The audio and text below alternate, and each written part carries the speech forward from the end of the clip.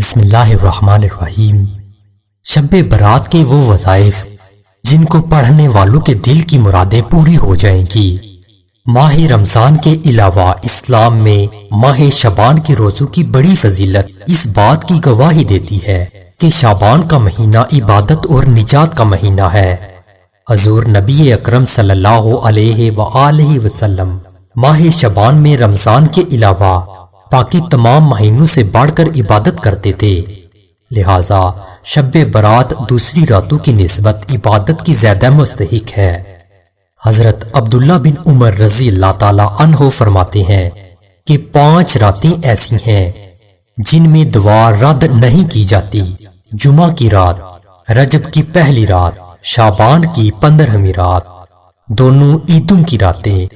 علامہ ابن تمیمہ رحمۃ اللہ علیہ نے شب برات میں عبادت اور قیام پر لکھا ہے کہ جب کوئی بھی انسان نصف شعبان کی رات کو اکیلا یا باجماعت نماز پڑھے، جیسا کہ سلف میں سے بہت سارے گروہ اس کا اہتمام کرتے تھے، تو یہ بہت خوب ہے۔ شب برات ایسی مبارک رات ہے جب اللہ عز و جل آسمان دنیا پر جلوہ افروز ہوتے ہیں، اور اس رات زندگی اور موت، نجات و مغفرت کے فیصلے ہوتے ہیں۔ اس رات اجتماعی طور پر خشوع و خضوع سے گھروں اور مسجدوں میں عبادت کرنی چاہیے۔ گھر میں برکت کے لیے اہل خانہ کو چاہیے کہ وہ بچوں کو ایک ساتھ بٹھا کر تسبیحات کرے اور نوافل ادا کرے۔ بزرگوں کا فرمان ہے کہ جو بندہ رزق، روحانیت، بندش، علام و سحر، ترقی، روزگار، شادی بیاہ میں تاخیر سمیت ایسے مسائل سے دوچار ہو تو اسے صدقے دل سے معافی مانگنی چاہیے۔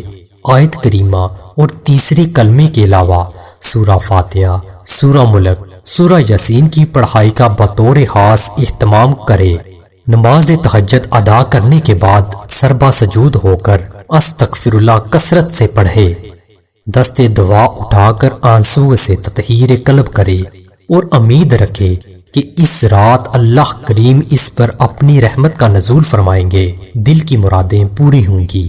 شعبان کے وظائف: شعبان کی 14 تاریخ کو بعد نماز عصر آفتاب غروب ہونے تک باوضو 40 مرتبہ لا حول ولا قوت الا باللہ العلی العظیم پڑھے۔ اس کے 40 سال کے گناہ اللہ تعالی معاف فرمائے گا۔ شعبان کی 15 شب کو سورہ یاسین 3 دفعہ پڑھنے سے حسب ذیل فائدے ہوتے ہیں: ترقی رزق، درازی عمر، ناگہانی آفات سے حفاظت۔ 15 شعبان کی رات سورہ دہان 7 مرتبہ پڑھنا بہت افضل ہے۔ ماہ شعبان المعظم کی 15ویں شب شب برات کو بیری یعنی کہ بیر کے درخت کے 7 پتے پانی میں جوش دے کر جب کوئی غسل کرے تو انشاءاللہ عز و جل وہ شخص پورے سال جادو ٹونے سے محفوظ رہے گا۔ ہماری دعا ہے کہ اللہ عز و جل اپنے پیارے حبیب حضرت محمد صلی اللہ علیہ وآلہ وسلم کے صدقے میں تمام مسلمانوں کو خلوص کے ساتھ اس شب کو نیک عمل کرنے کی توفیق عطا فرمائے، آمین۔